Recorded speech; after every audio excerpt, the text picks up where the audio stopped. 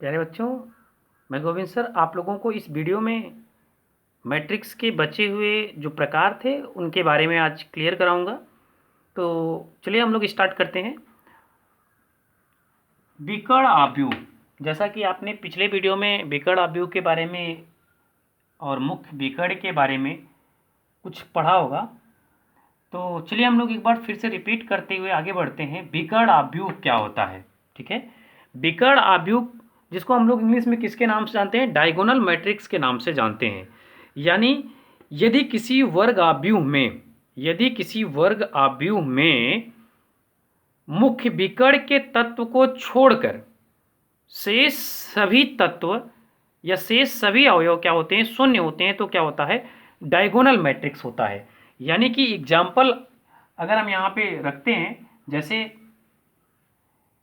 ये आपका 4 0 2 0, सॉरी ये भी 0 होगा, यहाँ पे 3 0 0 0 1।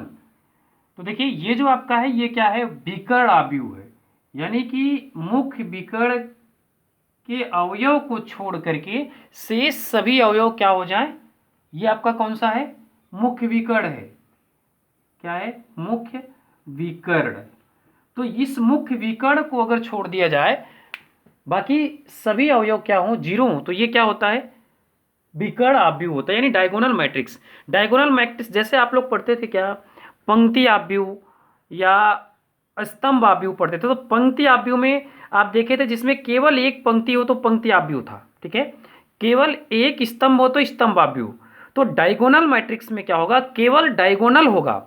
और कितने डायगोनल? एक डायगोनल की बात हो रही है। एक डायगोनल को छोड़ के बाकी सभी लोग क्या होंगे? जीरो होंगे। और वो कौन सा डायगोनल होना चाहिए? मुख्य विकर्ण, यानी कि लीडिंग डायगोनल के नाम से हम जिसको जानते हैं। तो लीडिंग डायगोनल क्या होता है? लीडिंग डायगोनल के बारे में हमने आपको बताया था। अगर कोई आव्यूह इस प्रकार से लिखा जाए 1 1 1 0 0 0 0 0 0, ठीक है। तो यहाँ पे आप देखेंगे तो ये जो आपको हमने बताया था ये मुख्य विकर्ण होता है कि आव्यूह में बाएं हाथ के ऊपर से, बाएं हाथ की तरफ ऊपर की ओर और दाएं हाथ की तरफ नीचे की तरफ मिलाने वाला जो ये बनता है वही क्या होता है? मुख्य विकर्ण होता है, ठीक है। और अदिश आव्यूह क्या होता है? ऐसा वर्ग आव्यूह, ठीक है। ये भी वर्ग आव्यूह में ही पॉसिबल है और ये भी वर्ग आव्यूह में ही पॉसिबल है, ठीक है। और ये भी वर्ग आव्यूह में ही पॉसिबल है, ठीक। तो जो अदिश आव्यूह है, अदिश आव्यूह में हम ये कह सकते हैं कि ऐसा आव्यूह जिसके मुख्य विकर्ण के सभी अवयव क्या होते हैं? समान होते हैं, बाकी शेष अवयव जीरो होते हैं। जैसे ये आपका 3 0 0 0 3 0 0 0 3, ये जो आपका है ये कौन सा आव्यूह होगा? अदिश आव्यूह, ठीक है। ये अदिश आव्यूह भी होगा और इस आव्यूह को हम विकर्ण आव्यूह भी कह सकते हैं। लेकिन दोनों में अंतर क्या है? देखिए, विकर्ण आव्यूह में ये जो मुख्य विकर्ण के अवयव होते हैं ये बहुत ही इंपॉर्टेंट है। इन दोनों में कंपैरिजन कर रहे हैं हम एक साथ में कि कैसे हम इसमें अंतर डिफर करते हैं। जो मुख्य विकर्ण होता है, सॉरी, जो विकर्ण आव्यूह होता है उसका जो मुख्य विकर्ण होता है उसमें जो अवयव होते हैं वो बराबर भी हो सकते हैं और बराबर नहीं भी हो सकते हैं। क्लियर? जबकि अदिश आव्यूह में यहाँ जो मुख्य विकर्ण होता है इसके सभी अवयव क्या होने चाहिए? बराबर होने चाहिए। यहाँ पर हम एग्जाम्पल के रूप में ये मान लेते हैं, ये फर्स्ट एग्जाम्पल है, ठीक है। अब हम इसी को चेंज कर दे रहे हैं, आप लोग नोट करते समय तो इसको चेंज कर लीजिएगा। इस प्रकार से भी हो सकता है, ये 1 1 1 भी हो सकता है। ये दूसरा एग्जाम्पल हो गया इसका, ठीक है। इसको आप चेंज करके तीसरे एग्जाम्पल के रूप में कैसे कर सकते हैं? जैसे यहाँ पे हम के ये सब ये क्या है? इसके भी उदाहरण है और इसके भी उदाहरण है। मीन्स यहाँ पर जरूरी, यहाँ पर दोनों चीजें हो सकती हैं, लेकिन अगर यहाँ पर हम ये चीज कर दें 3 2 1 कर दें तब ये आपका ये वाला एग्जाम्पल नहीं होगा, अदिश आव्यूह नहीं होगा। यानी ये बदलना नहीं चाहिए। यहाँ मुख्य विकर्ण के जो अवयव हों वो आपस में बराबर होना चाहिए। इसमें चेंज हो सकता है, बराबर भी हो सकता है, लेकिन इसमें तभी पॉसिबल होगा जब ये तीनों आपस में क्या होंगे? बराबर होंगे। 2 है तो 2 यहाँ भी और 2 यहाँ भी होना चाहिए। क्लियर? उप आव्यूह क्या होता है? जैसे ये कोई आव्यूह दिया गया है, ठीक है, जैसे हम लोग क्या पढ़ते थे, सेट पढ़ते थे और सबसेट पढ़ते थे, यानी कि समुच्चय और उप समुच्चय पढ़ते थे। तो जो उप समुच्चय होता था किसी समुच्चय का ही पार्ट होता था, ठीक है।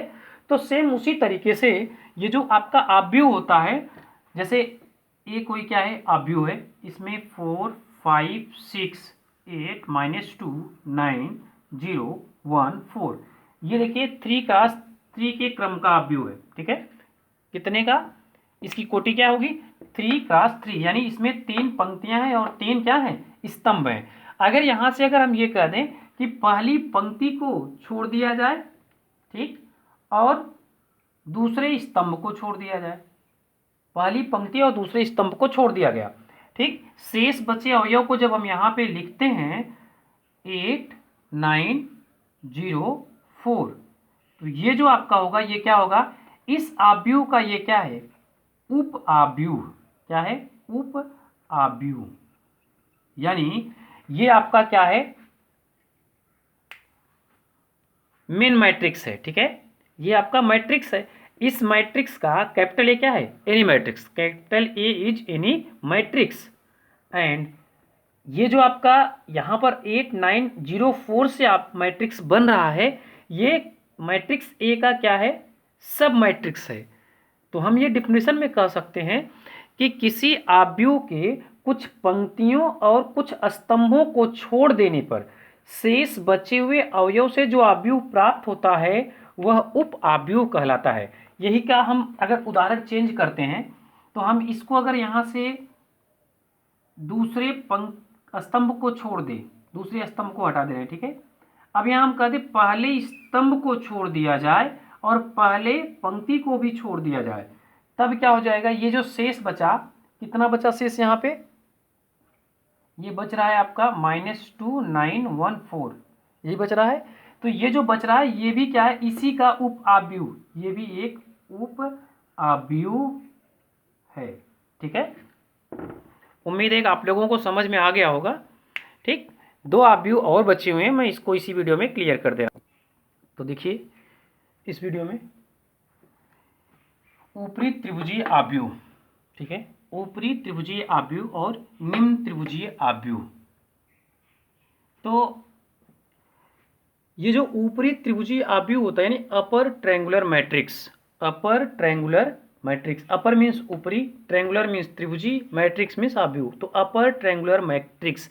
तो अपर ट्रायंगुलर मैट्रिक्स में क्या होता है, मुख्य विकर्ण के ऊपर के अवयव कुछ भी हो सकते हैं, लेकिन मुख्य विकर्ण के नीचे के जितने भी एलिमेंट्स होते हैं यानी जितने भी अवयव होते हैं सब क्या होते हैं, 0 होते हैं। ऊपरी त्रिभुजीय आव्यूह में मुख्य विकर्ण के नीचे के सारे एलिमेंट्स क्या होते हैं, 0 होते हैं। जैसा कि आपको उदाहरण के रूप में यहाँ दिया गया है, ये देखिए आपका ये मुख्य विकर्ण है, मुख्य विकर्ण के ऊपर -2 1 और 0 ये 3 एलिमेंट्स हैं। यहाँ देखिए एक 0 भी है।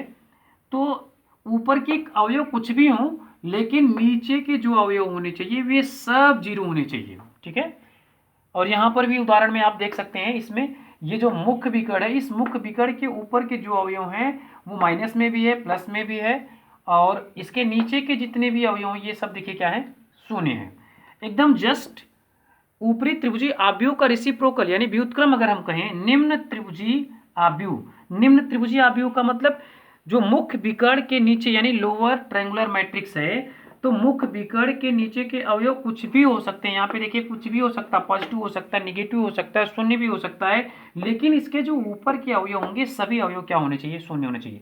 ऊपरी त्रिभुजीय आव्यूह में मुख्य विकर्ण के नीचे के सभी अवयव शून्य होते हैं, जबकि निम्न त्रिभुजीय आव्यूह में मुख्य विकर्ण के ऊपर के सभी अवयव क्या होते हैं, शून्य होते हैं, ठीक है। तो उम्मीद है कि आप लोगों को वीडियो समझ में आ रहा होगा।